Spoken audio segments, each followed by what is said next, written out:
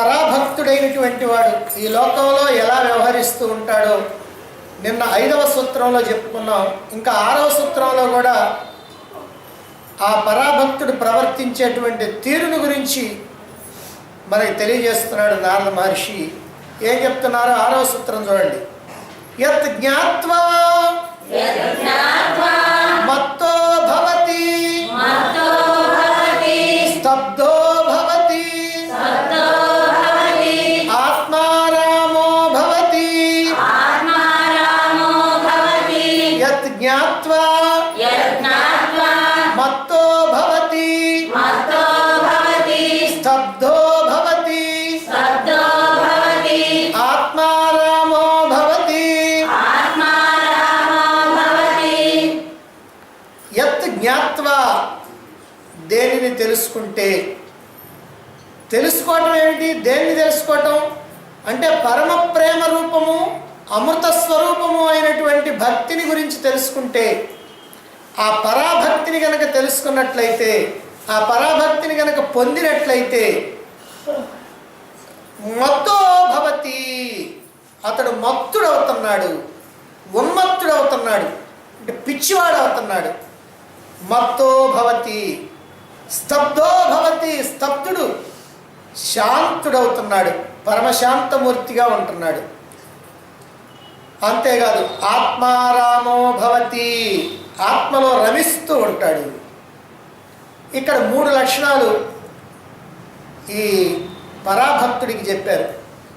మత్తుడవుతాడు, ఉన్మత్తుడవుతాడు, పరమశాంతంగా ఉంటాడు. అంటే ఒక్కొక్కప్పుడు అలా ఉంటాడు, ఒక్కొక్కప్పుడు ఇలా ఉంటాడు. అంతేకాకుండా ఎల్లప్పుడూ కూడా ఆత్మలో రమిస్తూ ఆనందంగా ఉంటాడు. ఇక అతనికి దుఃఖం అంటే ఏమిటో తెలియదు, ఆనందమే ఆనందం, అలా ఉంటాడు. అంటే ఇక్కడ పరాభక్తుడైనటువంటి వాడు ఒక పద్ధతి ప్రకారం ఉంటాడని చెప్పడానికి వీల్లేదు.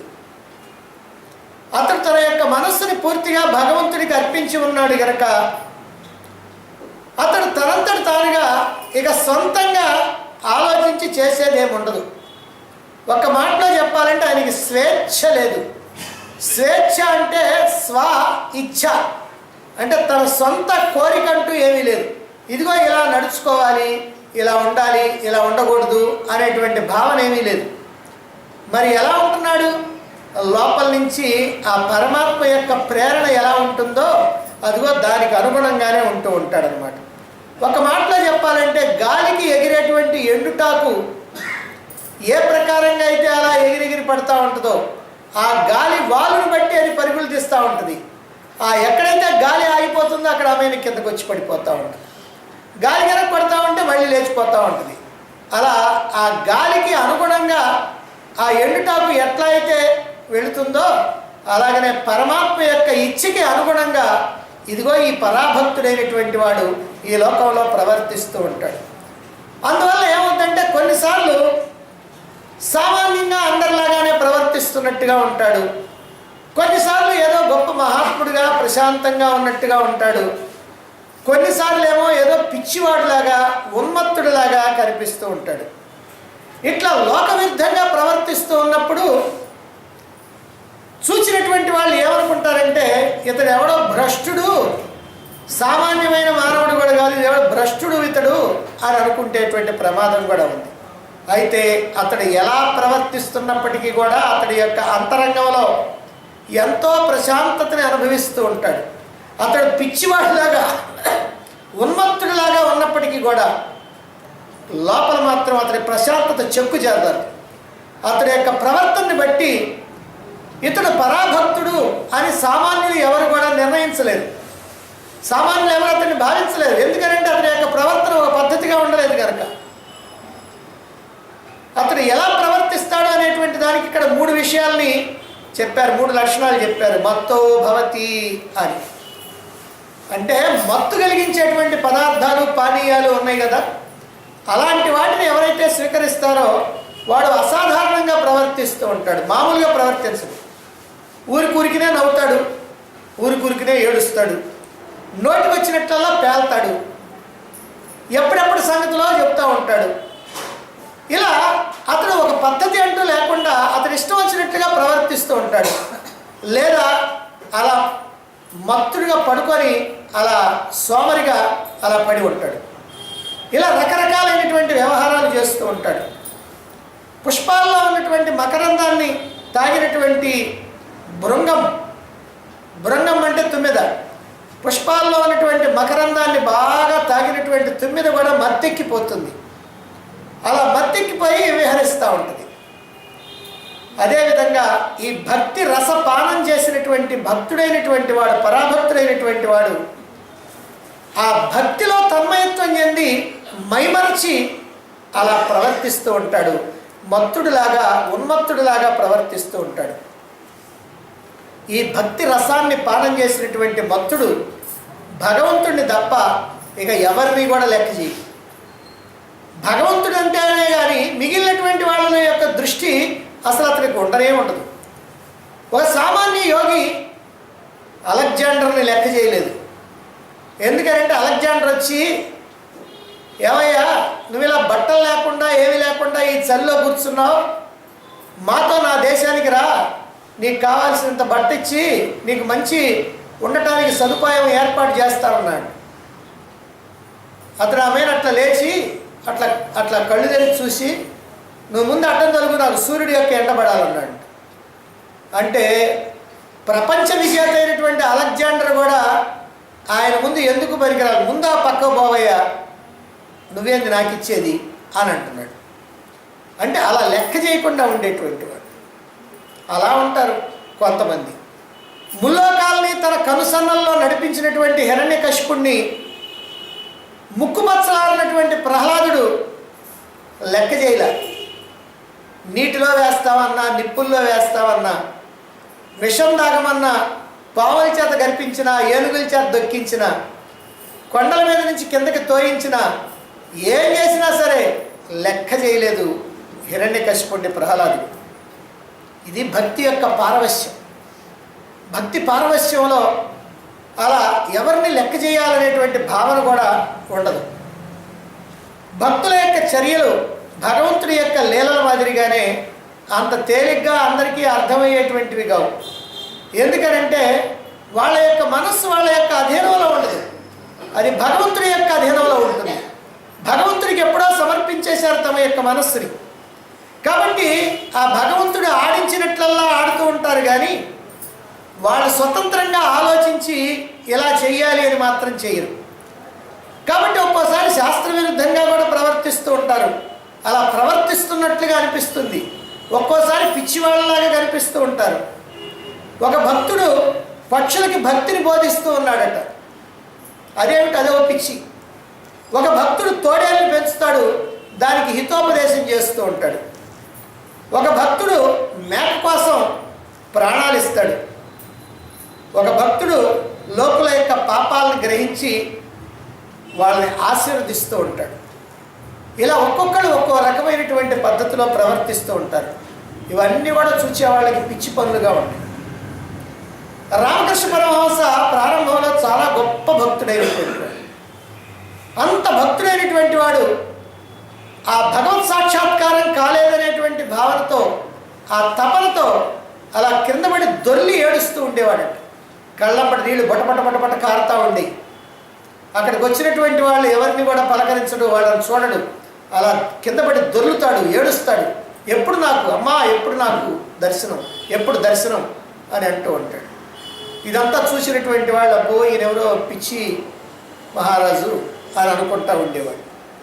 కాబట్టి పరాభక్తుడైనటువంటి వాడు ఓ పద్ధతిగా ప్రవర్తించడు. ఒకప్పుడు నవ్వుతాడు, ఒకప్పుడు ఏడుస్తాడు, ఒకప్పుడు ఆగ్రహిస్తాడు, ఒకప్పుడు పెద్దగా పాటలు పాడుతూ ఉంటాడు, ఒకసారి గంతులేస్తూ నృత్యం చేస్తూ ఉంటాడు, ఒక్కోసారి ఒంటి మీద బట్ట ఉన్నది లేనిది కూడా చూసుకునేటువంటి పరిస్థితి ఉండదు. ఇవన్నీ కూడా ఉన్మత్తుని యొక్క ప్రలాపాలు అన్నమాట. ఎందుకు ఇలా చేస్తాడు, ఏమిటి ఇందులో ఉన్నటువంటి రహస్యం అని అంటే, భక్తుడు దృఢమైనటువంటి చిత్తంతో భగవంతుడి కోసం సాధనలు చేస్తూ ఉన్నప్పుడు ఆ సాధన ఫలితంగా భగవద్ దర్శనం అవుతుంది. దానితో ఆ భక్తుడు సంతోషంతో, ఆహా నా భక్తికి లొంగిపోయి వచ్చావా అని నవ్వుతాడు. ఎందుకు నవ్వుతాడంటే అలా నవ్వుతూ ఉంటాడు. ఆ భగవద్ దర్శనం అతనికి కనపడుతుంది కానీ మనకు కనపడదు. భగవంతుడు అంటే ఏదో మన మాదిరిగానే వచ్చి నిలబడితే అందరికీ కనపడతాడు, కానీ ఆయనకి మాత్రమే దర్శనం. అందువల్ల ఆహా నా భక్తికి మెచ్చి వచ్చావా తండ్రి అని నవ్వుతూ ఉంటాడు. సరే భగవద్ దర్శనానికి కొంత ఆలస్యం అయిందనుకోండి, ఆలస్యం అయితే ఏమిటి స్వామి నన్ను పట్టించుకోవటం లేదా, నా మీద దయగలగటం లేదా అని శోకిస్తాడు, ఏడుస్తాడు. అదే రామకృష్ణ పరమహంస రోజు చేసేటువంటిది. సరే ఇంకా ఇంకా ఆలస్యం చేశాడు అనుకోండి, భగవంతుడు అతన్ని ఇంకా పరీక్షించాలనుకొని చాలా ఆలస్యం చేస్తూ ఉన్నాడు. ఆలస్యం చేస్తూ ఉంటే అదిగో రామదాసులాగా ఎవడబ్బ సొమ్మని కులుకుతూ ఉన్నావు రామచంద్ర అని పాడినట్టుగా, ఏమయ్యా నీకు ఈ రకంగా విగ్రహాలు కట్టించాను, తయారు చేయించాను, ఈ రకంగా దేవాలయం కట్టించాను, అదిగో సొమ్ములన్నీ చేయించాను, అన్నీ పెట్టుకొని కులుకుతా ఉన్నావు బాగా, నాకు మాత్రం ఈ దెబ్బలు తప్పటం లేదు, ఎప్పుడయ్యా నువ్వు నన్ను కాపాడేది అని ఆగ్రహిస్తాడు, కోప్పడతా ఉంటాడు. అలా భగవంతుడి మీద ఆగ్రహించేటువంటి ఆ అధికారం, ఆ హక్కు ఆ పరాభక్తుడైనటువంటి వాడికి మాత్రమే ఉంది. అలా ఎంతో కాలం అతన్ని పరీక్షించి అతని ప్రత్యక్షం కాకుండా ఒక్కసారి దర్శనమిచ్చాడు అనుకోండి, అప్పుడు ఆహాహా ఏమి నీ అనుగ్రహం, ఏమి నా అదృష్టం అంటూ నాట్యం చేస్తాడు, గానం చేస్తాడు. ఇవన్నీ కూడా వివశుడై తనకి తెలియకుండానే ఇలా చెయ్యాలనేటువంటి భావన లేకుండా అలా చేసేస్తూ ఉంటాడు. అదిగో అది మత్తో భవతి అని. ఎలా ప్రవర్తిస్తాడో, ఎప్పుడు ఎలా ప్రవర్తిస్తాడో ఆయనకి తెలియదు. ఇక స్తబ్దో భవతి అనేటువంటి రెండవ మాట చెప్పారు. భక్తుడు స్తబ్దుడుగా ఉంటాడు అంటే శాంత చిత్తంతో, ప్రశాంత చిత్తంతో కదలకుండా మెదలకుండా అలా ఉండిపోతాడు. అతను ఎప్పుడూ ఏదో పని చేయాలనేటువంటి ఆలోచన లేదు, ఎక్కడికో వెళ్ళాలనేటువంటి ఆలోచన లేదు, ఎవరితోటో మాట్లాడాలనేటువంటి ఆలోచన లేదు, ఎవరితోటి అతనికి అవసరమూ లేదు, అసలు ఈ లోకంలో అతనికి ఏమీ అవసరమే లేదు. కాబట్టి అతడు హాయిగా ప్రశాంతంగా ఉంటాడు, అదే స్తబ్దుడిగా ఉంటాడు. అయితే పరాభక్తిలో ఎప్పుడైతే భగవత్ సాక్షాత్కారం కలిగిందో దానితో అతని యొక్క ప్రయత్నాలన్నీ కూడా ఆగిపోతాయి, అతని సంకల్పాలన్నీ ఆగిపోతాయి. పరమాత్మ యొక్క సాక్షాత్కారంతో ఇక అతనికి ఇంకేమీ అవసరం అనేటువంటిది లేకుండా పోతుంది. దాన్నే మనం నైష్కర్మ్య సిద్ధి అని ఈ కర్మయోగంలో చెప్పుకుంటాం. కర్మయోగంలో నైష్కర్మ్య సిద్ధి, కర్మలు చెయ్యాలి అనేటువంటి ఆలోచన మనస్సులో కలగనే కలగదు, ఆ సంకల్పమే కలగదు. అదిగో అటువంటి స్థితి ఉంటుందన్నమాట. తాను ఇక చేయవలసినటువంటి పనులు ఏమీ లేవు గనక, చేరవలసినటువంటి గమ్యం ఏది లేదు గనక, అందుకోవాల్సినటువంటి లక్ష్యం కూడా ఏమీ లేదు కాబట్టి తాను ప్రశాంతంగా కూర్చుంటాడు. మనకేదైనా పని ఉంటే మనం ప్రశాంతంగా ఉంటామా? ఏం ప్రశాంతంగా ఉండం. ఎందుకంటే తర్వాత పని గురించి ఆలోచిస్తూ ఉంటాం, ఎక్కడికి వెళ్ళాలనో అక్కడికి వెళుతూ ఉంటాం. కానీ ఆయన మాత్రం అట్లా ఉండడు, స్తబ్దుగా ఉంటాడు, ప్రశాంతంగా ఉంటాడు. అయితే ఈ స్తబ్దత అతని యొక్క పూర్ణత్వాన్ని తెలియజేస్తుంది. ఎందుకనంటే లోకంలో రెండు రకాలైనటువంటి మనుషులు ఉన్నారు స్తబ్దంగా ఉండేవాళ్ళు. ఒకళ్ళు ఇంకా పరమభక్తాగ్రేసరులై ఇక లోకంలో ఏమీ వాళ్ళకి అవసరం లేక ఏమీ చేయాల్సిన పని లేకపోతే వాళ్ళు స్తబ్దంగా ఉంటారు. మరొకళ్ళు ఎవరంటే ఏ పని చేయకుండా సోమరిపోతుల్లాగా ఎవరో ఒకరు పెడితే తిని బ్రతుకుదాం అనుకునేటువంటి వాళ్ళు ఉంటారు. ఆ సోమరులు వాళ్ళు కూడా స్తబ్దుగా ప్రశాంతంగా ఉంటారు. ఎందుకని? వాళ్ళకి కూడా రెండో ఆలోచన, ఏదో పని చేయాలనేటువంటిది ఏమీ ఉండదు. అందుకని ఏదో ఎవరో ఒకరు తెచ్చిపెడితే కమ్మగా తిందాం అనేటువంటి భావనతో ఉండేటువంటి వాడు. కానీ ఇతడు అట్లా కాదు, పూర్ణత్వం కలిగినటువంటి వాడు, పరిపూర్ణమైనటువంటి వాడు, పూర్ణకాముడైనటువంటి వాడు. కాబట్టి అతడు తృప్తుడు కనుక ప్రశాంతుడిగా ఉంటాడు. పరుగులు తీసేటువంటి నది పరుగులు తీసి తీసి తీసి సముద్రంలో చేరగానే ప్రశాంతంగా ఉండిపోతుంది. సముద్రంలో చేరగానే నది సముద్రాకారంగా మారి ప్రశాంతంగా ఉండిపోతుంది. అదే ప్రకారంగా భగవంతుడి కోసం తప్పించి తప్పించి తప్పించిపోయినటువంటి వాడు ఎప్పుడైతే భగవత్ సాక్షాత్కారం జరిగిందో, ఆ భగవంతుడిలో లీనమైపోయాడు, అప్పుడు కూడా ఈ నది సముద్రంలో చేరి ప్రశాంతమైనట్టుగా భక్తుడు పరమాత్మలో చేరి ప్రశాంతుడైపోతాడు. అందుకనే స్తబ్దుడైపోతాడు అని మనం చెప్పుకుంటున్నాం. ఇక మూడవది ఆత్మారామో భవతి. ఆత్మలోనే రమించేటువంటి వాడు అవుతాడు. ఇక ప్రపంచంలో అతడు రమించే పని లేదు. మనం ఏమిటనంటే ఈ లోకంలో ఉన్నటువంటి వస్తువులు కానీ విషయాలు కానీ భోగాలు కానీ ఏవైతే ఉన్నాయో వాటిల్లో రమిస్తూ ఉంటాం. ఆ వస్తువు వస్తే మనకు ఆనందం, ఆ భోగం మనకు కనుక అందితే ఆనందం, ఆ విషయం కనుక మనకు అనుకూలమైతే ఆనందం. ఇలా వీటిట్లో మనం ఆనందిస్తూ ఉంటాం. కానీ అతడికి లోకంతో పని లేదు, వస్తువులతో పని లేదు, విషయాలతో పని లేదు, భోగాలతో పని లేదు. మరి ఎందుకని? అతడు పూర్తిగా పరమాత్మలో ఉంటాడు. పరమాత్మ అంటే ఆనంద స్వరూపం, ఆనందమే పరమాత్మ. కాబట్టి ఆయన పరమాత్మతో ఐక్యమైనప్పుడు ఆనందంగా ఉంటాడు గనక, ఆ ఆనందంలో రమిస్తూ ఉంటాడు గనక అందుకని ఆయన్ని ఆత్మారామో భవతి అని అంటున్నాడు. తాను నిరంతరము కూడా సేవించి ప్రేమించి పూజించి అర్చించినటువంటి ఆ భగవంతుని యొక్క సాక్షాత్కారం ఎప్పుడైతే కలిగిందో ఆ దివ్య సుందర రూపం తన యొక్క హృదయంలో ముద్ర వేసుకొని పోతుంది. ఆ రూపాన్ని చూస్తూ ఆ రూప మాధుర్యాన్ని అనుభవిస్తూ అందులో తన్మయుడైపోతూ ఉంటాడు. ఆ రూపాన్ని అంతటా అందరిలో సర్వత్రా ఈ లోకంలో దర్శిస్తూ ఉంటాడు. అలా సర్వత్రా భగవంతుడిని దర్శిస్తున్నటువంటి అతడు నిరంతరము కూడా ఆ ఆత్మలోనే రమిస్తూ ఉంటాడు. నిజంగా చెప్పాలంటే ఆత్మ ధ్యానంలో ఉంటాడని కాదు, ఆత్మలో రమిస్తూ ఉంటాడు. ఆయన ధ్యానించాల్సినటువంటి అవసరమే లేదు, ఆత్మలోనే ఎప్పుడు రమిస్తూ ఉంటాడు. అలా ఆ ఆనందమయమైనటువంటి సామ్రాజ్యములో, ఆ బ్రహ్మానంద సాగరములో, ఆ ఆత్మానంద సాగరంలో దాంట్లో ఓలలాడుతూ ఉంటాడు, మునకలు వేస్తూ ఉంటాడు. దీన్నే ఆత్మారామో భవతి అన్నారు. ఈ స్థితిలో అతన్ని జ్ఞాని అని కూడా అనవచ్చు కాదు, జ్ఞాని అనొచ్చు. ఎందుకని? ఇక్కడ పరాభక్తుడైనటువంటి వాడికి జ్ఞానికి ఇక ఏమీ తేడా అంటూ లేదు. అసలు నిజమైనటువంటి భక్తి జ్ఞానం రెండు కూడా ఒకదాన్ని ఒకటి వదిలి ఉండలేదు. పరాభక్తి ఉన్న చోట జ్ఞానం ఉంటుంది, జ్ఞానం ఉన్న చోట భక్తి ఉంటుంది. ఎందుకంటారా? బహూనాం జన్మనాం అంతే జ్ఞానవాన్ మాం ప్రపద్యతే వాసుదేవ సర్వమితి సమహాత్మా సుదుర్లభ అని మనకి భగవద్గీతలో 7వ అధ్యాయంలో 19వ శ్లోకం ఉన్నది. అక్కడ భగవానుడు ఏమంటున్నాడు? అనేక జన్మల తర్వాత జ్ఞాని సర్వము వాసుదేవుడే, వాసుదేవ సర్వమితి, సర్వము కూడా వాసుదేవుడే అని నన్ను కొలుస్తాడు. అలాంటి మహాత్ముడు లోకంలో చాలా అరుదు అన్నాడు. ఇక్కడే మీరు చాలా జాగ్రత్తగా గుర్తుపెట్టుకోవాల్సినటువంటి విషయం. అనేక జన్మల తర్వాత జ్ఞాని అంతా వాసుదేవుడే అనేటువంటి భావంలో ఉంటాడట. అంటే అనేక జన్మల తర్వాత జ్ఞాని అయినటువంటి వాడు పరాభక్తుడు అవుతున్నాడు. సర్వము వాసుదేవుడే, సర్వత్రా పరమాత్మ దర్శనం చేస్తూ ఉన్నాడు. ఇక అతనికి అంతా పరమాత్మే, పరమాత్మ తప్ప అన్యమైనటువంటిది ఏమీ కనిపించదు.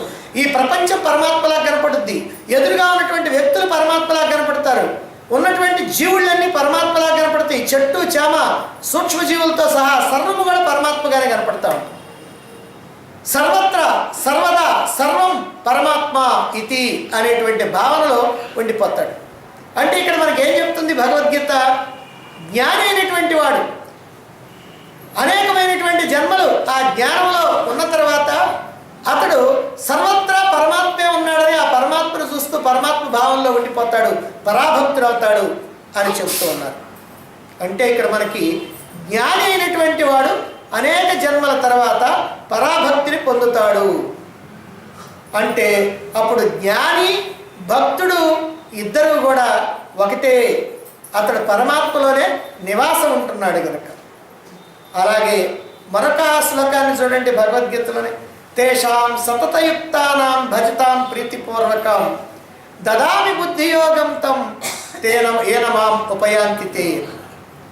సతతయుక్తులై నిరంతరము నన్ను సేవించేటువంటి వారు, నిరంతరము నన్ను సేవిస్తూ నన్ను చేరుకోవాలని ప్రయత్నం చేసేటువంటి వాళ్ళు, అంటే భగవంతుడి యొక్క భక్తులైనటువంటి వాళ్ళు, నిరంతరము పరమాత్మని సేవించేవాళ్ళు, అర్చించేవాళ్ళు, పూజించేవాళ్ళు, అటువంటి వాళ్ళు ఎవరైతే ఉన్నారో వాళ్ళకి నన్ను చేరుకోవటానికి కావలసినటువంటి బుద్ధిని నేనే కలగజేస్తాను అని అంటున్నాడు. అంటే నిరంతరము పరమాత్మని సేవించేటువంటి వాళ్ళని ఏమంటారు? భక్తులు అని అంటారు. ఆ భక్తులైనటువంటి వాడికి బుద్ధిని నేనే అందిస్తానన్నా, అంటే జ్ఞానాన్ని నేనే ప్రసాదిస్తానంటున్నాడు. అంటే జ్ఞానాన్ని అందుకునేటువంటి అవకాశం, పరమాత్మని అందుకోవడానికి అవసరమైనటువంటి జ్ఞానాన్ని నేనే అందిస్తాను అని అంటున్నాడు. మరి ఇక్కడ ఏం చెప్పినట్టు? భక్తుడైనటువంటి వాడు జ్ఞానిగా అవుతున్నాడు. ఇందాక చెప్పింది ఏంటి? జ్ఞాని అయినటువంటి వాడు భక్తుడు అవుతున్నాడు. ఇక్కడో భక్తుడైనటువంటి వాడు జ్ఞాని అవుతున్నాను అని అంటున్నాడు. దీన్ని బట్టి మనకేం తెలుస్తుంది? భక్తుడికి జ్ఞానికి తేడా లేదని తెలుస్తుంది. అలాగనే 11వ అధ్యాయంలో భక్త్యాత్వనన్యా శక్య అహమేవం విదోర్జున జ్ఞాతుం ద్రష్టుం చ తత్వేన ప్రవేష్టుం చ పరంతప. అనన్యమైనటువంటి భక్తి ద్వారానే నన్ను తెలుసుకోవటానికి, నాలో ప్రవేశించడానికి సాధ్యపడుతుంది అనండి. నన్ను తెలుసుకోవటం అని అంటే జ్ఞానం, నాలో ప్రవేశించడం అంటే మోక్షం. ఈ జ్ఞానము మోక్షము ఎప్పుడు సాధ్యమవుతుంది? అనన్యమైనటువంటి భక్తి కలిగినటువంటి వాడికి అని. అంటే భక్తి కలిగినటువంటి వాడికి జ్ఞానం, జ్ఞానం ద్వారా మోక్షం వస్తుంది అని అంటున్నాడు. మరి ఇక్కడేం మనం అర్థం చేసుకోవాలి? జ్ఞానానికి భక్తి అనేటువంటిది పూర్వాంగం అని, మోక్షానికి జ్ఞానం అనేటువంటిది పూర్వాంగం అని. అంటే భక్తుడైనటువంటి వాడు జ్ఞాని, జ్ఞానైనటువంటి వాడు మోక్షాన్ని పొందుతాడు అని ఇక్కడ తెలుస్తుంది. మరి 12వ అధ్యాయంలో భక్తుల లక్షణాలను చెప్తూ, 13వ అధ్యాయంలో జ్ఞాని లక్షణాలను చెప్తూ అవి ఇవి ఒకటే అనేది మనకు అర్థమవుతుంది. అంటే భక్తుల లక్షణాలుగా ఏం చెప్పారో, జ్ఞాని లక్షణాలుగా ఏం చెప్పారో వాటిని మనం కనుక జాగ్రత్తగా పరిశీలన చేస్తే ఆ రెండింటిలో భేదాలేమీ లేవు. అంటే భక్తుడే జ్ఞాని, జ్ఞానియే భక్తుడు. ఇక్కడ మనకి తేడా ఏమి కూడా కనపడదు. అంటే భక్తి అనేది జ్ఞానానికి పూర్వాంగం, ప్రీరిక్విజిట్. భక్తి అనేటువంటిది కనుకుంటే ఆ తర్వాత జ్ఞానాన్ని పొందడం సాధ్యమవుతుంది అనేది మనకి ఇక్కడ అర్థమవుతుంది.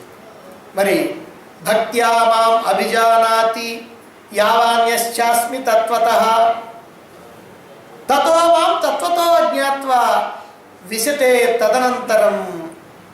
భక్తి ద్వారా నేనెవరినో, నా తత్వం ఏమిటో పూర్తిగా తెలుసుకొని ఆ తర్వాత నాలో ప్రవేశిస్తారు అని 18వ అధ్యాయంలో చెప్పడం జరిగింది.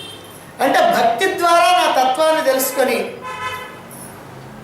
నాలో ప్రవేశిస్తారు. అంటే ఆ భక్తిని గురించి బాగా తెలుసుకొని, అంటే పరమాత్మ తత్వాన్ని తెలుసుకునే భక్తి, అంటే ఇది పరాభక్తి. ఆ పరాభక్తుడే నాలో ప్రవేశిస్తాడు అని ఇక్కడ చెప్పారు. ఇందాక జ్ఞాని నాలో ప్రవేశిస్తాడని చెప్పి ఇక్కడ పరాభక్తుడు నాలో ప్రవేశిస్తాడు అని చెప్తున్నారు. ఇప్పుడు దీన్ని బట్టి మనకి ఏమర్థం అవుతుంది?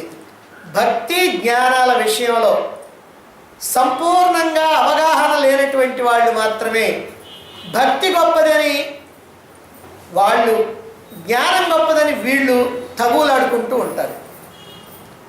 మనం ఈ తగవల్ని ఇక్కడ చూస్తూనే ఉంటాం సాధారణంగా. ఎందుకనంటే భక్తుడు అని అనిపించుకునేటువంటి వాడు, అందులో దాదాపు వైష్ణవ సాంప్రదాయంలో ఉన్నటువంటి వాళ్ళు మేము గొప్ప భక్తులు అని అనుకుంటారు. భక్తే ప్రధానం, భక్తియే మోక్షాన్ని అందిస్తుంది అంటారు. ఇక జ్ఞాన మార్గంలో ఉన్నటువంటి వాళ్ళు జ్ఞానమే ముక్తిని అందిస్తుంది అని అంటూ ఉంటారు. నిజం ఏమిటి? మరి భగవద్గీత శ్లోకాల్లోనే భక్తి ద్వారా మోక్షాన్ని అందుకోవచ్చని చెప్పారు, జ్ఞానం ద్వారా మోక్షాన్ని అందుకోవచ్చని చెప్పారు. ఇంకా చెప్పాలంటే ఈ తగాదా ఎక్కడ ప్రారంభమైంది? శంకరాచార్యులు, రామానుజాచార్యులు వాళ్ళు చెప్పినటువంటి మాటలు ఏవైతే ఉన్నాయో అదిగో వాటిలో నుంచి ప్రారంభమైంది. భక్తి అనేది జ్ఞానానికి పూర్వాంగం అన్నారు శంకరాచార్యుల వారు, జ్ఞానం అనేది భక్తికి పూర్వాంగం అన్నారు రామానుజాచార్యులు.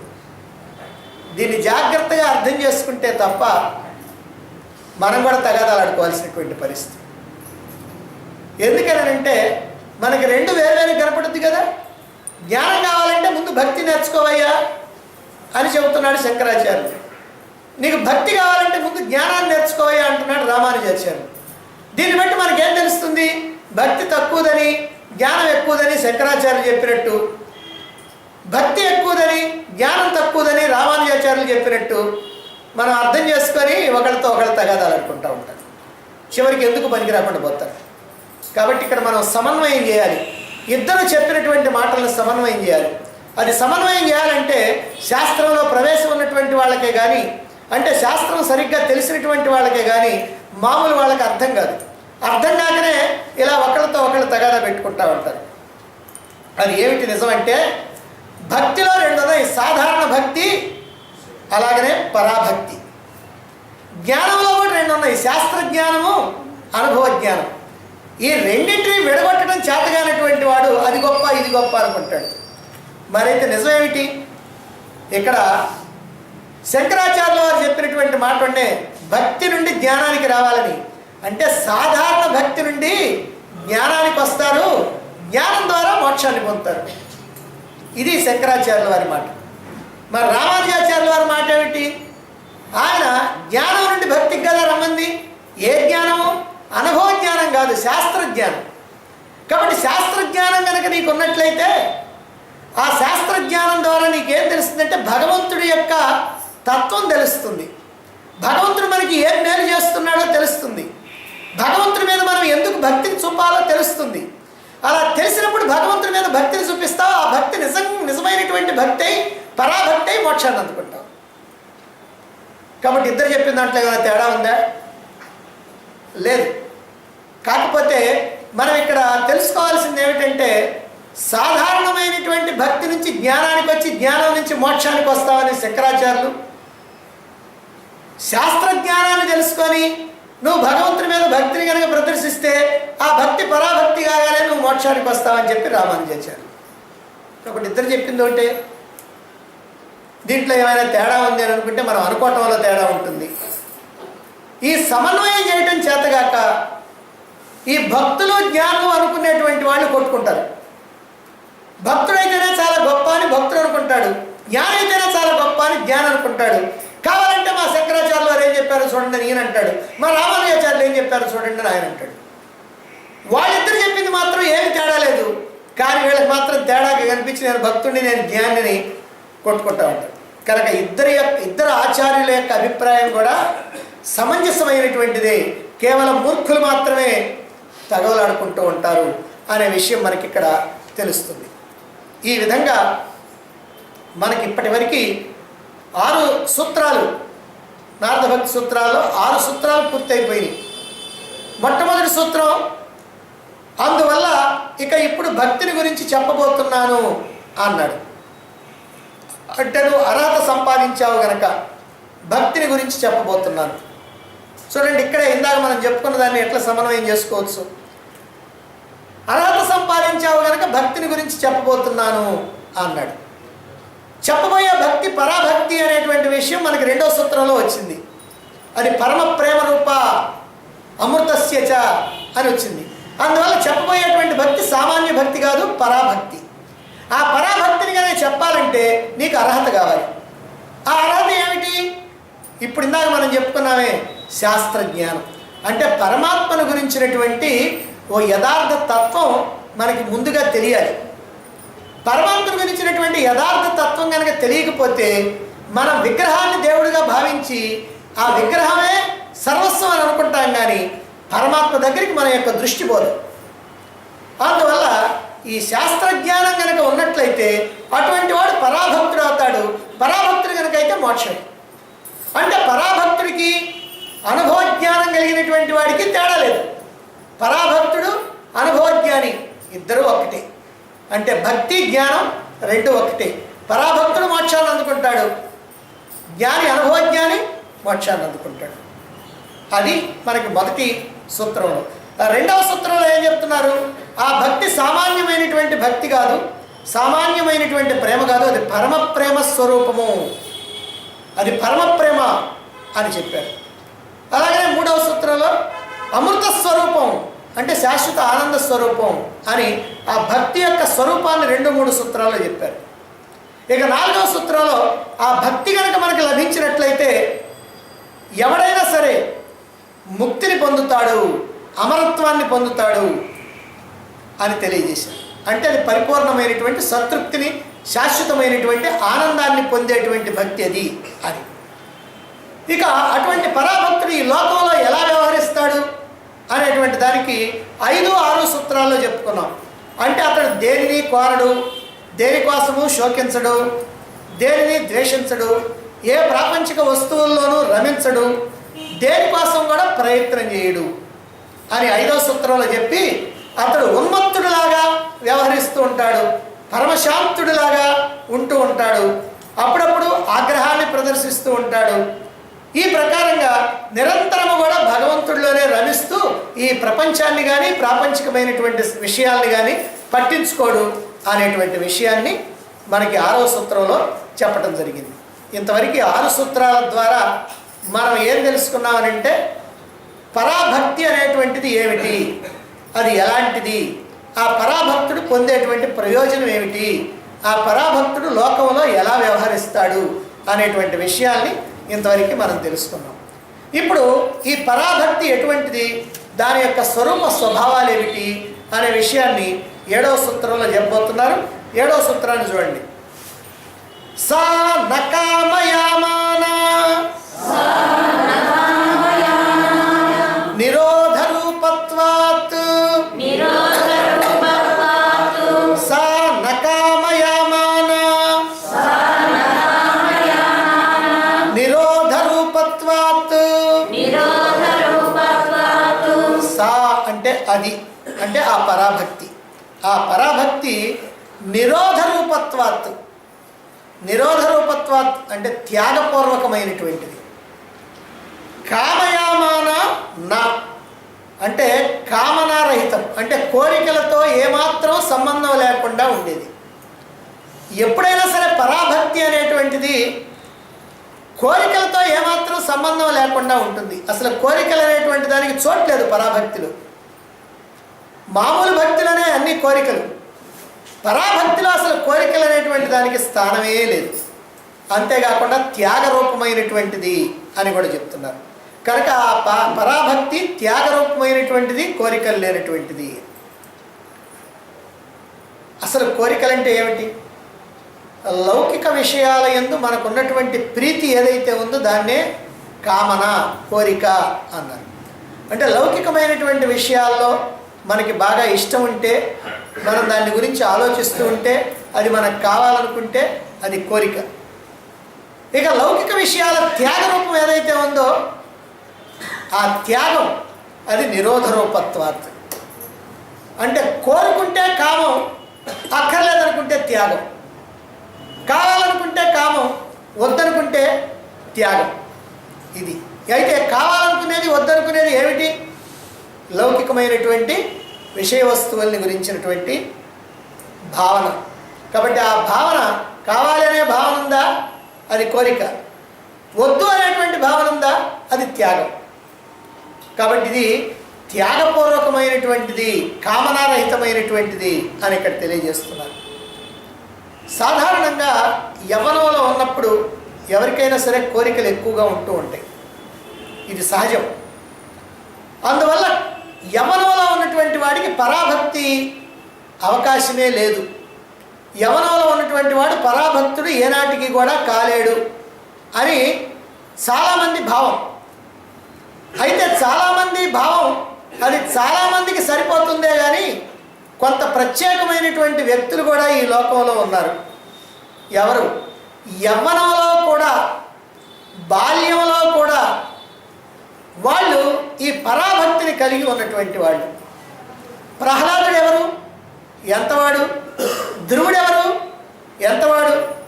కఠోపనిషత్తులో చెప్పుకున్న నచికేతుడు ఎంతటి వాడు? వీళ్ళందరూ కూడా 4, 5, 6, 9, 8 సంవత్సరాల వయసు వాళ్ళు. మరి వీళ్ళందరికీ ఉన్నటువంటి భక్తి ఎలాంటి భక్తి? నచికేతుడు ఎలాంటి భక్తిని చూపించాడు? ఎంతటి త్యాగాన్ని చూపించాడు?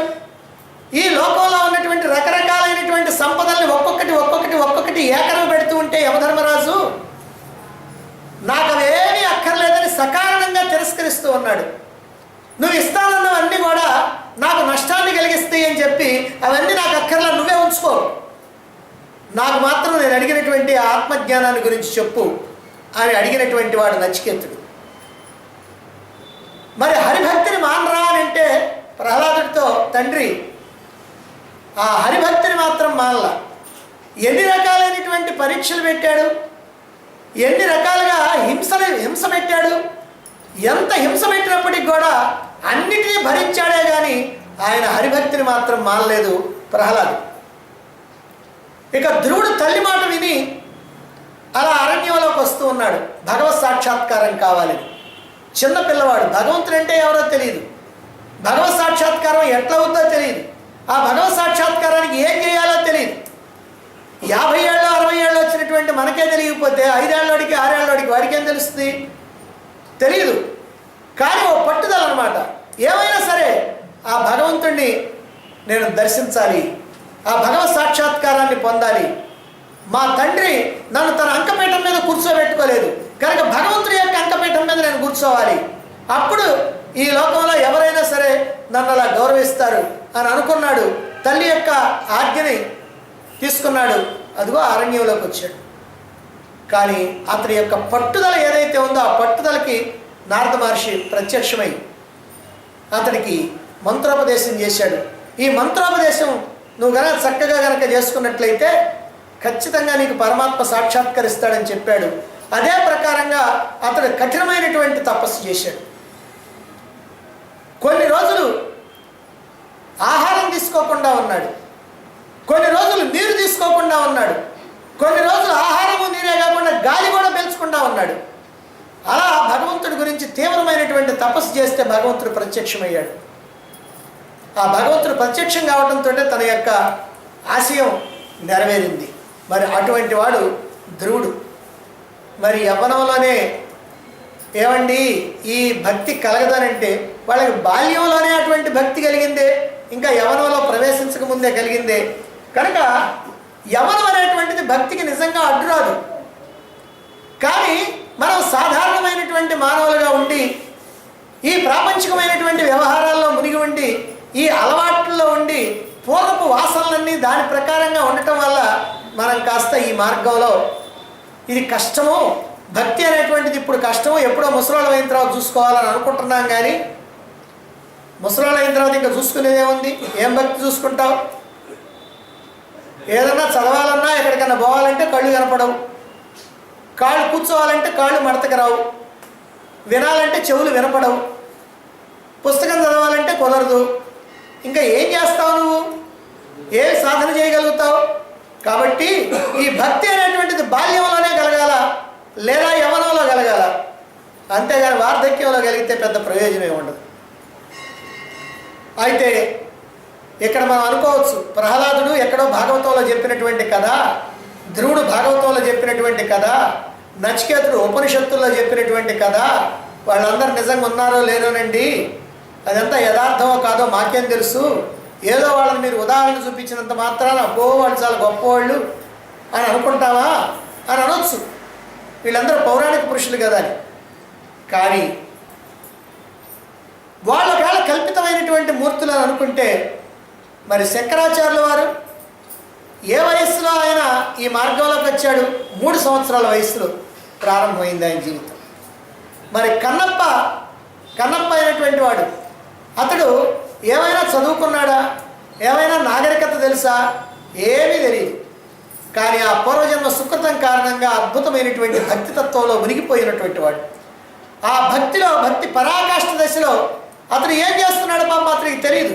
అదిగో మాంసాన్ని పెట్టి నైవేద్యంగా తినమంటాడు. అది పెట్టచ్చా పెట్టకూడదు అనేటువంటి విషయం కూడా అతనికి తెలియదు. మరి కంటి నుండి రక్తం ధారగా కారుతా ఉంటే ఆ కంటికి బదులుగా తన కంటిని తీసిచ్చాడు. ఆ కంటిని పెట్టిన తర్వాత రెండో కంటి నుంచి కారుతా ఉంది. అందుకని ఇప్పుడు రెండో కంటిని కనుక పీకేస్తే మరి ఆయన కనపడ్డగా. అందుకోసం అని చెప్పి కాలి బొటన వేలుతోటి ఆ కారుతున్నటువంటి ఆ శివలింగం మీద ఉన్నటువంటి ఆ కన్నుని కాలి బొటన వేలుతోటి గుర్తుపట్టి పెట్టి అలా పెట్టొచ్చా, కాలుతోటి తన్నొచ్చా అనేటువంటి విషయం అతనికి తెలుసా? తెలీదు. అలా పెట్టి ఈ కన్ను పీకి ఆ కాలి బొటన వేలు ఎక్కడుందో అక్కడ మళ్ళీ కన్ను బిగించాడు. అంటే మూఢభక్తి. కానీ అంతటి భక్తి ఎలా కలిగింది? అది ఆ పూర్వజన్మ సుకృతం అన్నమాట. కాబట్టి మరి వీళ్ళందరూ ఇంతటి భక్తులయ్యారు. మరి శంకరాచార్యులు అతి బాల్యంలో, కన్నప్ప యవ్వనంలో వాళ్ళిద్దరు కూడా భక్తులైనటువంటి వాళ్ళు. ఏమండి వీళ్ళని మనం చూడలేదు కదా, అని అనొచ్చు. వాళ్ళేమో పౌరాణిక పురుషులు, వీళ్ళేమో మనం చూడలేదు కదా అనొచ్చు. సరే, రామకృష్ణ పరమహంస, దయానందుడు, వివేకానందుడు, రమణ మహర్షి, మరి వీళ్ళ మాట ఏమిటి? రామకృష్ణ పరమహంస 15 సంవత్సరాల వయసు, సుమారుగా 15 సంవత్సరాలు 16 సంవత్సరాల వయసు లోపలనే ఆయన ఈ భక్తుడిగా మారాడు. అది యవనమే. ఆ యవన సమయంలోనే ఆయన అలా వచ్చాడు. అలాగే దయానందుడు, అలాగనే వివేకానందుడు ఒక రకంగా బాల్యంలోనే, ఆయన యవనం కూడా ఇంకా ప్రారంభం కాదు. మరి రమణ మహర్షి 16 సంవత్సరాలు 17 సంవత్సరాల వయస్సులు. అంటే వీళ్ళందరూ కూడా ఇలా తక్కువ వయస్సులోనే పరమాత్మ వైపు తిరగటం కానీ, భక్తిని కలిగి ఉండటం కానీ ఎలా సాధ్యమైంది? సాధ్యమవుతుంది అంటే మనలో పట్టుదల ఉండాలి, పూర్వజన్మ సుకృతం ఉండాలి, మనలో పట్టుదల ఉండాలి. పట్టుదల ఉన్నప్పుడు మనం పరమాత్మ వైపు తిరగటం సాధ్యమవుతుంది. అందువల్ల వయస్సుతో ఏమాత్రం కూడా నిమిత్తం లేకుండా కోరికల్ని విడిచిపెట్టినటువంటి వాళ్ళు ఎందరో ఉన్నారు. ఈ కామత్యాగం, ఈ కోరికలను త్యాగం చేయటం అనేటువంటిది 2 రకాలుగా ఉంటుంది. ఒకటి, బలవంతంగా కోరికలను విడిచిపెడతాం. ఎవరో చెప్పారు కదా, కోరికలు విడిచిపెడితే మంచిదని. బలవంతంగా లోపల కోరికలు ఉంటాయి, కానీ బలవంతంగా వాటిని అణిచిపెడతారు. అలా బలవంతంగా అణిచిపెట్టడం ఒక రకం. మనసుని భగవదాయత్త చిత్తం చేస్తే దాంతో కోరికలన్నీ వాటంతా రాలిపోతాయి. ఇది ఒక రకం. అంటే బలవంతంగా అణిచిపెట్టడం ఒకటైతే, వాటంతనే రాలిపోవటం మరొక రకమైనటువంటిది అన్నమాట. అంటే బలవంతంగా కనుక కోరికలను అణిచిపెట్టామనుకోండి, ఏమవుతుంది? బంతిని కనుక నేలకేసి కొడితే ఏమవుతుంది? నువ్వు ఎంత స్పీడ్తో కనుక కొడతావో అంత స్పీడ్తో ఇది పైకి లేస్తుంది. అలాగే కోరికలను కనుక బలవంతంగా అణిస్తే ఒక్కసారి బుస్సుమని పైకి లేస్తాయి కోరికలన్నీ కూడా. ఇది ఒక పెద్ద ప్రమాదం, అనేకమైనటువంటి విపరీతాలకు దారితీస్తుంది. కామాన్ని బలవంతంగా కనుక అణిస్తే ఆ కామం తిరుగుబాటు చేసి ఇంద్రియాలన్నిటికీ కూడా రాజైనటువంటి హృదయంలో ప్రవేశించి అక్కడ దాని యొక్క బలాన్ని, ప్రతాపాన్ని చూపించి చివరికి మనలో విపరీతమైనటువంటి వైకల్యం కలిగిస్తుంది. అందుకని బలవంతంగా కోరికల్ని అణచడం అనేటువంటిది అది సరైనటువంటి పద్ధతి కాదు. అందుకే అది యోగ మార్గం. జ్ఞాన మార్గంలో అట్లా ఎప్పుడు చెప్పరు. యోగంలో అలా చెబితే ఆ యోగంలో నుంచి భ్రష్టులైనటువంటి వాళ్ళు, యోగ భ్రష్టులు, యోగంలో ఎంతమంది సక్సెస్ అవుతారో అంతకంటే ఎక్కువ భ్రష్టులు అవుతూ ఉంటారు. ఎందుకంటే ఈ బలవంత పనుల వల్ల. కానీ ఇక్కడ ఏం చేయాలి అని అంటే, మనసుకి ఈ బలవంతంగా కోరికలను అణిచినందువల్ల అసలు ప్రశాంతత చిక్కదు. ఎందుకనంటే ఆ కోరికలన్నీ కూడా పావులై ఒక్కసారి బుసలు కొడతా ఉంటాయి లోపల. అందుకని మనసు ప్రశాంతంగా ఉండదు. లోపల ఉన్నటువంటి వాసనల్ని నశింపజేసుకుంటూ, అంటే కోరికలకు సంబంధించినటువంటి వాసనలు ఎప్పుడైతే లోపల నుంచి ప్రేరణిస్తూ ఉంటాయో వాటిని నశింపజేసుకోవాలి. ఎలా నశింపజేసుకుంటావు?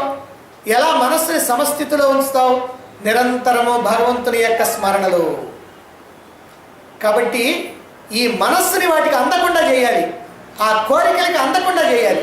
ఆ కోరికలకి మనస్సుని అందకుండా చేయాలంటే మనస్సుని ఎక్కడ పెట్టాలి? భగవంతుడిలో పెట్టాలి.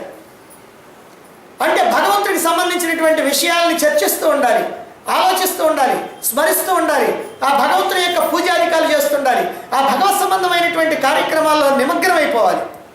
ఎప్పుడైతే ఇలా భగవత్ కార్యాల్లో, భగవత్ ధ్యానంలో, భగవత్ జపంలో ఇలా నిమగ్నమైపోతావో, భగవంతుడిలో ఆ మనస్సు కాస్త నిలబడి ఉంటుందో, భగవంతుడిలో ఎప్పుడైతే మనస్సు ఉందో ఈ కోరికలన్నీ కూడా అక్కడికి పోవటానికి హక్కు లేదు. అక్కడ భగవంతుడు ఉంటాడు, బడిత తీసుకొని కూర్చొని ఉంటాడు. కాబట్టి అక్కడికి పోవటానికి వీల్లేదు. ఆ మనస్సు కనుక ఒంటరిగా చిక్కిందా వాళ్ళ వైపుకి లాగేసుకుంటాయి ఇంద్రియాలు. కానీ అది ఒంటరిగా చిక్కదు. ఏం చేస్తుంది? భగవంతుడి యొక్క రక్షణలో ఉంటుంది. భగవంతుడు దానికి కాపలా ఉంటాడు. నీకేం పర్వాలేదు, ఎవరేం చేయలేరు, కూర్చో, హాయిగా ఇక్కడ నాలో కూర్చో అని భగవంతుడు చెప్తూ ఉంటాడనమాట. అందువల్ల భగవంతుడి వైపుకి మనస్సును తిప్పి ఆ భగవంతుడిలోనే ఆ మనస్సుని నిలపడానికి ప్రయత్నం చేయాలి. అలా నిలపడానికి చేసేటువంటి ప్రయత్నంలో ఆ ప్రయత్నం చేస్తూ ఉంటే కోరికలన్నీ కూడా వాటంతటవే అలా రాలిపోతూ ఉంటాయి. ఎందుకంటే వాటికి ప్రోత్సాహం ఎక్కడా కనపడదు. ఆ ప్రోత్సాహం లేక అవి కాస్త రాలిపోతాయి. ఇప్పుడు ఎవరైనా ఒక పని చేస్తున్నాడు అనుకోండి, ఓ చెడ్డ పనే చేస్తున్నాడు, ఆ చెడ్డ పని చేసేటువంటి వాడికి ఓ పేకాట ఆడుతూ ఉన్నాడు అనుకోండి, ఇంట్లో వాళ్ళు, వీధిలో వాళ్ళు, కనపడ్డోళ్ళు అందరూ తిడతా ఉన్నారు, చిచి ఇట్లాంటి పనులు చేస్తున్నావు, ఏం మంచిది కాదు, అది ఇదని చెప్తారు. ఇంతమంది చెబుతున్న తర్వాత వాడు ఆటోమేటిక్గా ఎట్లా మారాలి. అలాగనే ప్రతివాడు కూడా నీకేమయ్యా, నీ చెయ్యి బ్రహ్మాండమైనటువంటి చెయ్యి, ఓ ఎంత సంపాదించావు ఇప్పటికే అని ప్రశంసిస్తున్నారు, ప్రోత్సహిస్తున్నారు అనుకోండి, ఇక వాడు వెనక ముందు చూడకుండా పోతాడు. అలాగనే మంచి పని అయినా కూడా, ఓ మంచి పని చేస్తావంటే వెనకున్నటువంటి వాళ్ళు ప్రోత్సహిస్తారు, ఆహా నిజంగా నువ్వు చాలా గొప్పవాడివయ్యా, ఏం చేస్తున్నావయ్యా, ఎంత సేవ చేస్తున్నావు, ఎంత మంచి పని చేస్తున్నావు అని ప్రశంసించారనుకోండి, ప్రశంసిస్తే వాడు ఇంకా ఇంకా చేయాలని అనుకుంటాడు.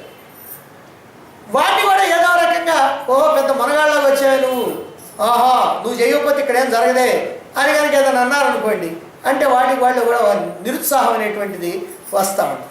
కాబట్టి ఇక్కడ కూడా ఏమిటంటే ఈ ఇంద్రియాలకి వాటి యొక్క కోరికల్ని వ్యక్తం చేయడానికి కావాల్సినటువంటి ప్రోత్సాహం లభించటంలా. ఎందుకని? ఆ ప్రోత్సహించేటువంటి మనస్సు కాస్త భగవంతుడిలో పోయి కూర్చుంది, ఆ భగవంతుడిలో అది ప్రశాంతంగా హాయిగా ఆనందంగా కూర్చుంది. అందువల్ల ఇవన్నీ కూడా ఎక్కడ చప్పబడిపోతూ ఉంటాయి. ఇదే నిరోధ రూపం అని అంటే. కాబట్టి ఇందాక కామనల యొక్క నిరోధం అని చెప్పుకున్నాం, ఇది నిరోధ రూపం. కాబట్టి ఎలాగైనా సరే నీ చిత్తంలోకి భగవంతుడిని రప్పిస్తేనే కోరికలన్నీ కూడా పటాపంచలైపోయి పలాయనం చిత్తగిస్తాయి. అందుకనే కబీర్ దాస్ ఒక మాట అంటాడు, రాముడున్న చోట కాముడు ఉండడు అని, కాముడున్న చోట రాముడు ఉండడు. నీ మనసులో కనుక కోరికలు ఉన్నాయా, భగవంతుడికి స్థానం లేదు. నీ మనసులో భగవంతుడు కనుక ఉన్నాడా, కోరికలకి స్థానం లేదు. అంటే ఈ మనస్సు అనేటువంటి దేనికో ఒకదానికే కానీ అన్నీ పెట్టుకోవడానికి చోటు లేదు అక్కడ. కాబట్టి రాముడున్న చోట కాముడు ఉండడు. అందువల్ల నీ మనస్సులో భగవంతుడిని పెట్టుకో, కోరికలన్నీ కూడా వాటంతటవే రాలిపోతాయి. పూర్తిగా కోరికలు అంతమైపోయినాయి అనుకోండి, అదే భక్తి. కోరికలన్నీ అంతమైపోతే దాన్ని భక్తి అని అంటారు. భక్తి అంటే మామూలు భక్తి కాదు, అది పూర్ణమైనటువంటి భక్తి, పరాభక్తి. ఏ కోరిక లేకపోతే, అందుకని మొట్టమొదటిలో చెప్పుకున్నాం, ఏ కోరికలు లేకపోవడమే పరాభక్తి యొక్క లక్షణం అని. మనసు పూర్తిగా భగవంతుడిలో నిలిచి ఉన్నది లేనిది మనకి ఎలా తెలుస్తుంది? ఏ పని చేసినా భగవంతుడి యొక్క చింతన జరుగుతూ ఉన్నట్టయితే అప్పుడు మన మనసులో పూర్తిగా భగవంతుడు ఉన్నట్టు. సాధారణంగా మనం షోడశోపచార పూజ చేస్తూ ఉంటాం. ఆసనం సమర్పయామి అని అవతల ఆ పురోహితుడు చదువుతుంటాడు. ఆసనం సమర్పయామి అని అన్నప్పుడు, ఆవాహయామి అని అన్నప్పుడు, ఆవాహయామి అని అంటే భగవంతుడు ఇక్కడికి వస్తున్నాడు అనేటువంటి భావన నీలో మెదిలిందా? లేకపోతే ఆయన చదువుతున్నాడు, ఆయన చదువుకోనిండి, నా సంగతి నేను చూసుకుంటానంటావా? ఆసనం సమర్పయామి అనగానే అక్కడ పెట్టినటువంటి ఆసనం తమలపాకు అది శుభ్రంగా ఉందా లేదా, ఏదైనా రంధ్రాలు ఉన్నాయా, ఏదైనా మట్టి దాని మీద ఉందా, దాన్ని శుభ్రంగా తుడిచిపెడుతున్నావా?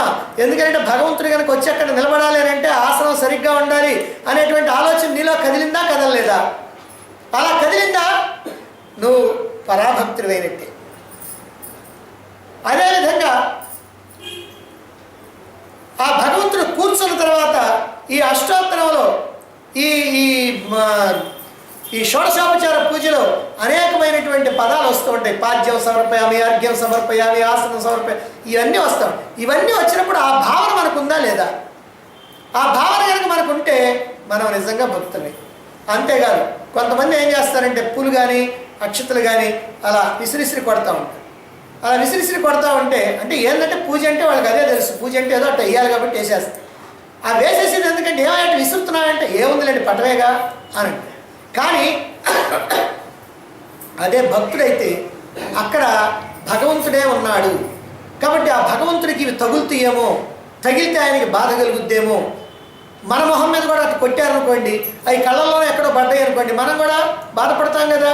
అలాగనే భగవంతుడు కూడా బాధపడతాడు. అందుకని జాగ్రత్తగా మనం సమర్పించాలి. భగవంతుడికి ఇచ్చేదాన్ని మనం ఇస్తున్నాం, మనం సమర్పిస్తున్నాం అంటే. అందుకని ఎప్పుడు కూడా ఇలా ఉండాలి చెయ్యి, ఇచ్చేది కనుక ఇలా ఉండాలి చెయ్యి, ఇచ్చేదైతే చెయ్యి ఇట్లా ఉంటుంది, ఇట్లా సమర్పించేదైతే ఇట్లా ఉంటుంది.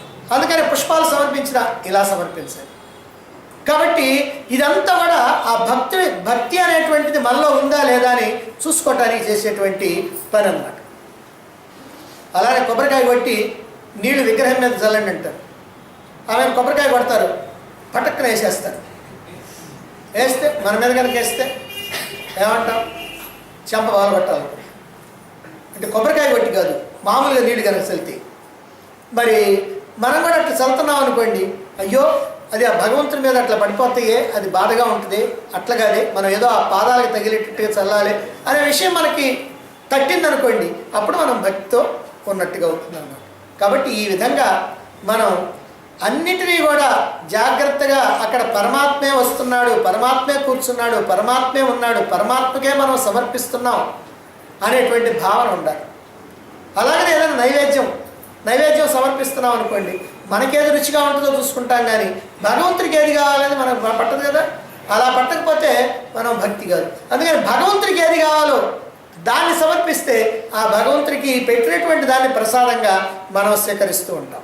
అందువల్ల ఇవన్నీ కూడా జాగ్రత్తగా మనం చూసుకోవాల్సినటువంటి ఆలోచనలు. అలాంటి ఆలోచనలు కనుక మనకుంటే మనం నిజంగా భక్తులమైనట్టు, అప్పుడే మన జన్మ సార్థకమైనట్టు. భగవంతుని మీద గొప్ప భక్తి, నిజమైన భక్తి ఉన్నప్పుడే ఇలాంటి భావాలన్నీ కూడా మనలో కలుగుతాయి. మనం సాధారణంగా మనమే తినాల్సినటువంటి ఆ ప్రసాదాన్ని గురించి ఆలోచిస్తున్నాం. మరి అక్షంతలు అని అంటాం మనం మామూలుగా. వాటి అక్షతలు అనాలి. అక్షతలు అంటే క్షతము కానటువంటివి, అంటే విరక్కుండా ఉన్నటువంటివి. మరి అక్షతలుగా కలిపేటువంటి బియ్యం ఎలా ఉండాలని అంటే విరక్కుండా ఉన్నటువంటివి ఉండాలి. విరిగినటువంటివి కనుకుంటే వాటిని తీసి పారేయాలి. సాధారణంగా మనకి బియ్యంలో విరిగినవి ఉంటాయి, విరగనివి కూడా ఉంటాయి. అందువల్ల మనం ఏం చేయాలంటే ఆ జాగ్రత్త చేయాలి. అవి అక్షతలు, క్షతంగా అనేటువంటివి అనేటువంటి భావన మనకి ఉండాలి. ఈ విధంగా అన్ని విషయాల్లో కూడా అలా ఉండాలి. కానీ ఏమండి ఇదేమిటండి ప్రసాదం ఎట్లా తీసుకొచ్చామంటే, మేమేమైనా తింటున్నామా ఏమండి, అది భగవంతుడికి పెట్టేదే కదా అంటే భగవంతుడికి పెట్టేదే కదా. ఎక్కడో ఒక స్వామీజీ ఉపన్యాసం చెబుతున్నాడు. ఆ ఉపన్యాసం చెబుతామంటే బయట నుంచి అందరూ కూడా స్వామీజీ కదా, ఆయనకి ఏదో 2 పళ్ళు కనుక ఇచ్చేసి నమస్కారం పెడితే మంచిదని చెప్పి అందరు తలా 2 పళ్ళు తీసుకెళ్ళి ఇచ్చి నమస్కారం పెడుతున్నారు. ఒక పరుగులు తీసుకుంటా వస్తుంది. 7ంటికి ఉపన్యాసం అయితే 7:30కి వచ్చేవాళ్ళు ఉన్నారు కదా, అది అట్లనే 7:30కి వచ్చేటువంటి ఆనంది. ఆ పరుగులు తీసుకుంటా వచ్చినప్పటికీ మరి ఆ చేతిలో ఏమీ లేవు. అందుకని అక్కడే ఒక బండి ఉంది. సరే అదృష్టం బండి ఉందని చెప్పి, అయ్యా ఈ కాయలు ఎంత అని అడిగింది. ఎంత అని అడిగితే పక్కన చెబుతుంది, ఏమంటే అవి కుళ్ళిపోయినాయి. మనకు కాదు, 2 స్వామివారికి ఇవ్వటానికి. కాబట్టి స్వామివారికి ఇవ్వటానికి అయితే ఏమైనా పర్వాలేదు, మన కనుకైతే మాత్రం మనం మంచిగా కావాలి, జాగ్రత్తగా చూసుకొని ఎక్కువ రేట్ అనేది తీసుకుంటాం. కాబట్టి ఇలాంటి ఆలోచనలు లేకుండా భగవంతుడికి సమర్పించేటువంటివి, స్వాములకి సమర్పించేవి, గురువులకి సమర్పించేవి అన్నీ కూడా మంచివా కాదా, ఎలాంటివి అనేటువంటిది ఒకసారి 1-2 సార్లు జాగ్రత్తగా ఆలోచించుకొని సమర్పించాలి. మనం ఏదైతే సమర్పిస్తామో అదే మళ్ళీ మనకు వచ్చేది, మళ్ళీ వచ్చే జన్మలో వచ్చే అయ్యే. ఇవాళ ఏ రకంగా చేస్తామో మళ్ళీ మనకు ఆ రకంగానే జరుగుతూ ఉంటుంది. అప్పుడు ఏడిస్తే లాభం లేదు. అయ్యో కట్టుకోవడానికి గుడ్డ లేదే, తినడానికి తిండి లేదని అప్పుడు ఏడిస్తే సుఖమే ఉంది, అప్పుడు లేదు. అందుకని ఇప్పుడు జాగ్రత్త పడాల్సినటువంటి అవసరం. కనుక పరమభక్తుడైనటువంటి వాడు, పరాభక్తి కలిగినటువంటి వాడు ఎవరైనా సరే ఇలా భగవంతుడు ఆ ప్రత్యక్షంగా ఎదురుగా కూర్చున్నాడనేటువంటి భావనతో వ్యవహరిస్తారే కానీ అదేదో పటం విగ్రహం దాన్ని ఎన్ని అన్నా పర్వాలేదు, ఏం కొట్టినా పర్వాలేదు, ఎట్లా మొహాన్ని శ్రీశ్రీ కొట్టినా పర్వాలేదు అని మాత్రం అలా అనుకోకూడదు. అంతేకాకుండా ఈ భావన కూడా ఉండాలి, ఇది నేను భగవంతుడికే సమర్పిస్తున్నాను అనేటువంటి భావన ఉండాలి. అలాంటి భావన ఉన్నప్పుడే మనం పరాభక్తులమైనట్టు. అదిగో అట్లా పరాభక్తి అనేటువంటిది ఈ నిరోధ రూపమైనటువంటి భక్తి. ఈ మనస్సు మన యొక్క సుఖాన్ని విడిచిపెట్టి మనం చేసేటువంటి దాన్ని పరాభక్తి అంటారు. ఇది త్యాగరూపమైనటువంటి, మన సుఖాన్ని విడిచిపెట్టి కామనారూపమైన కోరికలు లేకుండా చేసేటువంటిది అది నిరోధ రూపత్వాలు.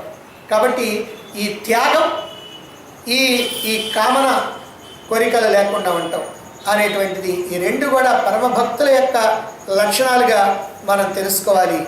మరి పరాభక్తి ఇప్పుడు త్యాగరూపమైనటువంటిది అని చెప్పుకున్నాం కదా.